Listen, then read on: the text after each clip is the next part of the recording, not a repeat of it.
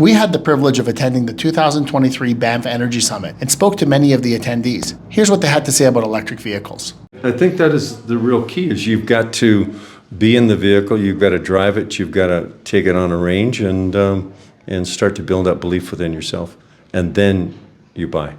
But I think the key is to recognize that people have got to be part of the solution.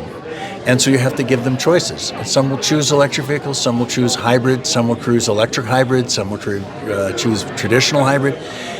We have to provide an array of opportunity. Would you entertain owning an electric vehicle if you lived up here? Absolutely. And even here, we're looking at EVs for my own family, and we haven't made the jump yet. But as a secondary car, there's no reason why not to. Would you consider that electric vehicles are still dependent on fossil fuels for production and for how they're charged? Yeah, I mean, I think definitely in Alberta. I mean, there are jurisdictions in the world where renewables play a very large role, and because of hydro mainly. But in Alberta, you can say that the wind's blowing and the sun's shining. So I charged it on green electricity, but realistically, there's still a lot of hydrocarbon burnt to keep the grid stable. So, and building the car, yeah, I mean that's something that if you dig back the whole value chain, there was a lot of hydrocarbon burnt to get all the parts to one place, put them all together, and then get them to your showroom. So, yeah. For sure. Yeah. Because we are an oil and gas,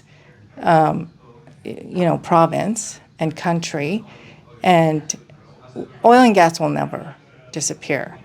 But I think that there might be a balance. I mean, we love the brand. It's obviously a very reliable brand, and so if they can bring just as reliable of a EV, I think, well, why wouldn't you? Would you?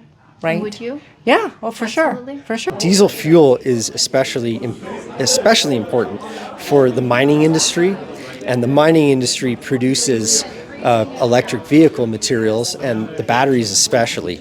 Not to mention, the oil sands in particular have added a ton of excess electricity to our provincial grid through the power of cogeneration.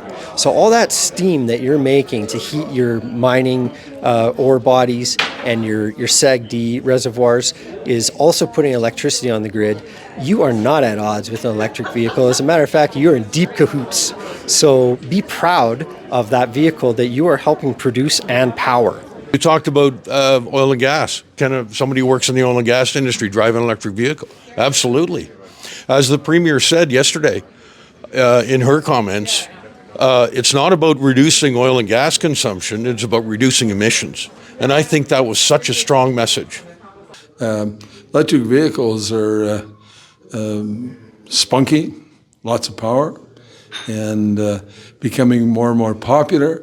There's more charging stations being built all the time, and it's certainly, as I said earlier, a wave of the future. I mean, from what I've read and what I've heard from people who own electronic cars, they are known for their safety. They're manufactured, for the most part, at the highest level. Certainly Mercedes has that reputation. And so, aside from the safety, I think these are now becoming part of the calculus that families are going through when they're looking at vehicles. And they're making them bigger, they're making them more accommodating for, the traditional family van. In addition to some of the design, and again, Mercedes has, for years and throughout their history, had that cutting edge look. And I was just in Germany and I saw a number of the newer models, and they're stunning. They're beautiful vehicles. I don't think I could afford one, but they're beautiful vehicles. Well, we'll give you a really good deal on one if you come visit us.